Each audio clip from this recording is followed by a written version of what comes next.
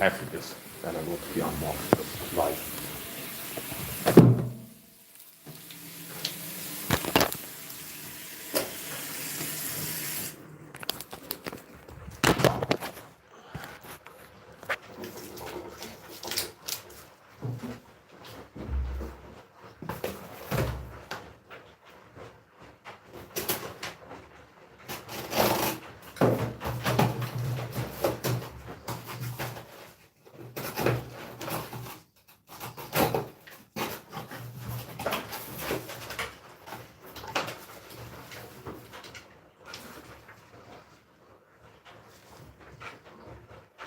Free sample, salter. Här får ett varuprov på salta elektrolyter.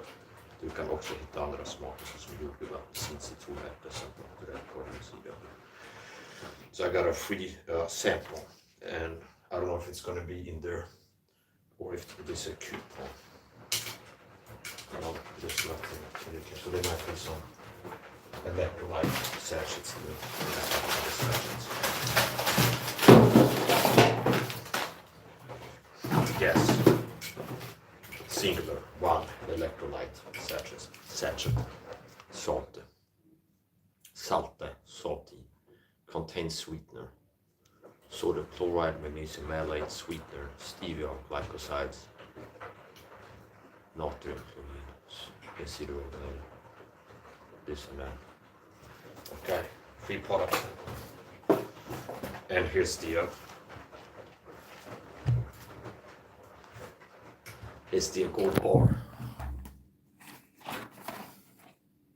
Alternate C, live on labs, LIPO C, vitamin C. I take two forms of vitamin C. This is one of the two forms. I take the regular so-called ascorbic acid vitamin C powder, which I buy in bulk on Amazon. I just order a kilo bag of ascorbic acid on Amazon. I should receive it within 6 days. This is liposomal vitamin C, alternate C, live on labs. LIPO vitamin C is a 30 pack. And I take one of these a day. At times I've taken 3 in a day. Okay.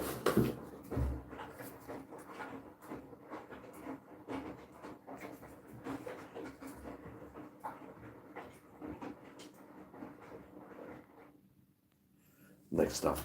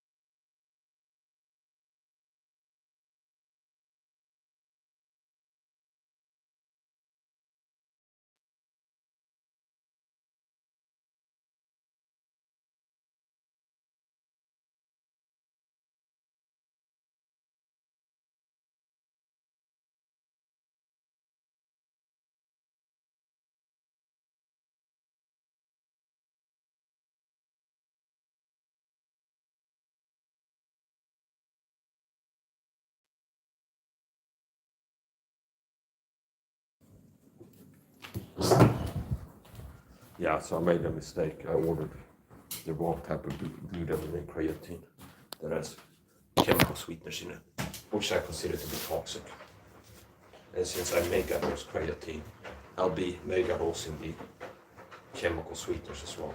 Toxic chemical sweeteners. I believe that these chemical sweeteners are toxic. And then stevia, okay, stevia, that's a different topic. But the aspartame, aspartame K, I believe those are toxic. I don't recommend this brand. This is bullshit. I don't recommend this. I bought it and I had the budget to be able to like throw this away and order. I normally buy pure creatine. It says 100% pure creatine monohydrate. It's a light into 100% pure creatine monohydrate. And then it says added flavor. Now it's not pure creatine if there's creatine and this coloring sweetener, this and that, okay? So if I buy pure ascorbic acid powder, it's ascorbic acid, that's the only ingredient. So yeah, I don't recommend this, it's bullshit. I just finished an air gun video. I was, for the first time in, 6 months or something, took out my air gun and shot 2 mags, 2 cylinders, my Crossman Vigilante, and it's customized. So I bought a Crossman Vigilante, and then so I own 2 air guns. Now the Crossman triple threat is destroyed, okay, and I broke it. I messed up, okay, so I broke it when I was a kid or whatever, okay. So anyway, that's the point, and that's not a manufacturer problem. It's like Crossman makes good air guns, I like them, but it's like there's a way to break something, okay. So I ended up breaking the Crossman triple threat gun. Now what I discovered is the Crossman Vigilante and the Crossman triple threat are pretty much the same air gun. Mostly the aesthetics differ, and there's an parts interchangeability, meaning you can use the triple thread barrels for the Crossman Vigilante. So I bought the Crossman Vigilante first, and then I don't know, it was 3, 4, 6 months after buying the Vigilante that I bought the Crossman triple thread, and it's pretty much the same gun, which I discovered after buying it, meaning I could use the triple thread barrels for my Crossman Vigilante. I think the grip panels are interchangeable as well, and most likely a lot of parts, like ranging from most to all of them. Mostly it's aesthetic difference, meaning like the plastic parts around the barrel, okay, and it is different with cuts. I think it has a rail under the Vigilante where you can slide on a flashlight or something. Whatever, that's the point. It's mostly aesthetic differences. So the Crossman Vigilante and Crossman triple threat are interchangeable. Like a lot of parts are interchangeable, which means the triple threat is what? It's air gun revolver kit that comes with 3 barrels. One that's 4 inches, one that's 6 inches, and one that's 8 inches. And you can change the barrels very easily. All you need is a flathead screwdriver. And since it's a break action, like top and break revolver, you open it like this. And it's what's called lag, I think. So it's just one screw, flathead screw, that you need to unscrew to remove the barrel. And then you can put another one on it. So you can have a snub nose, or you can have a 6 inches, which is like a common length of revolver, and then an 8 inches barrel. So I really like that one. So the triple thread is a good kit. I think I bought it on a sale for like $140 or something like this. Now they might go for close to $200, depending on where you buy it. It's still a good price for an air gun with 3 barrels. So you can have a snub nose, like 4 inches, or you can have 6, or you can have 12. So if you wanted to carry around in a holster, it's obviously easier to carry around if it's shorter. We want to have it in like a small box. If you buy like a box, foam padded box of team or something, is to put it in. And it's like a small one.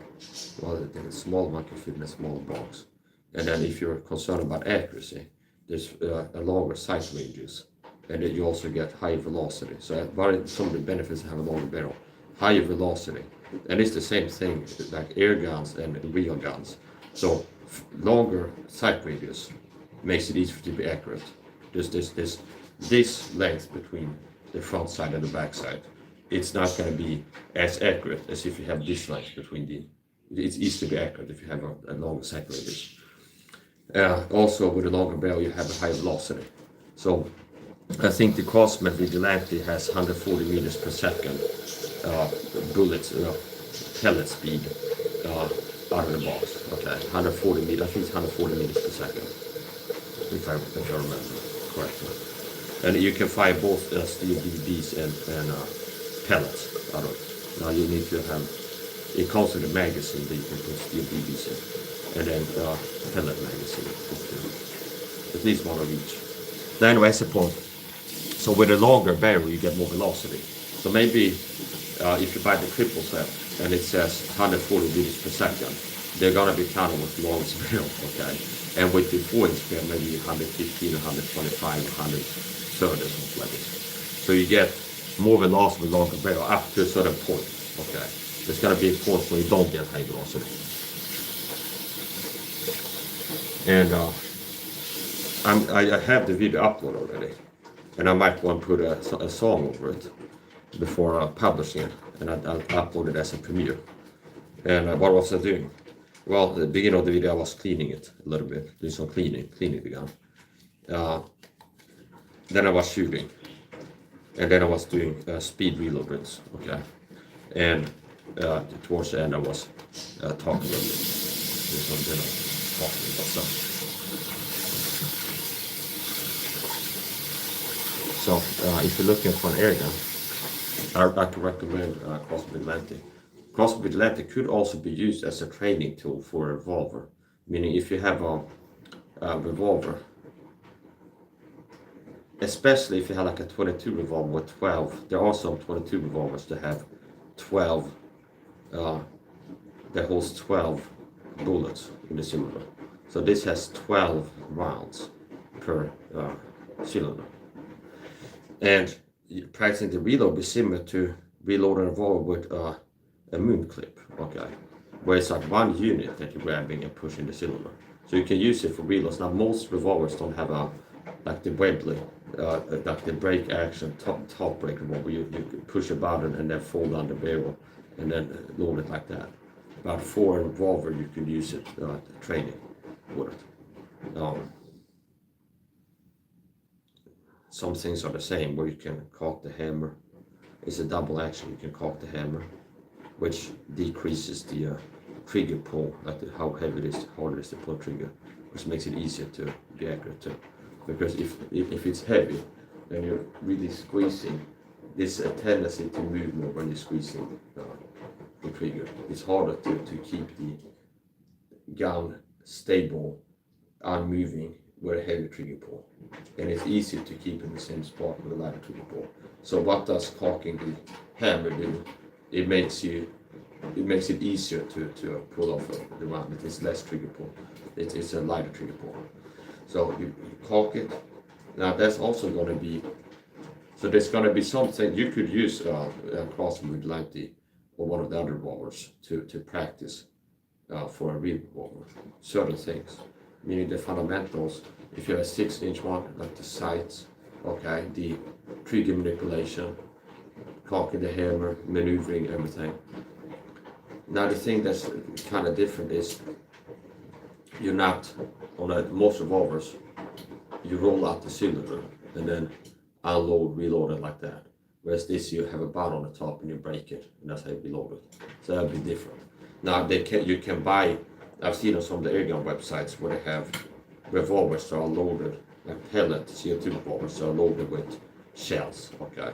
And that's going to be even closer to the real one, where they have like 6 shells, and you can load it with BBs or something called pellets, and you load it like an revolver, either one at a time. Or if you have like a stripper clip, not that stripper clip, moon clip or something for this. So yeah, I was doing a shooting video around 30 minutes. I'm going to be publishing it most likely in 3 hours or so. So good times. I'm really annoyed at the fact that I bought the wrong type of creatine and glutamine. that has all these chemical sweeteners I don't like in it. So I did it too fast. I guess I was going on the price. And they said, oh, it's cheap, and look at the grams, and I forgot to look at the ingredients. And possibly the word pure, or the thumbnail of the creatine trick me to think it's going to be only creatine in there.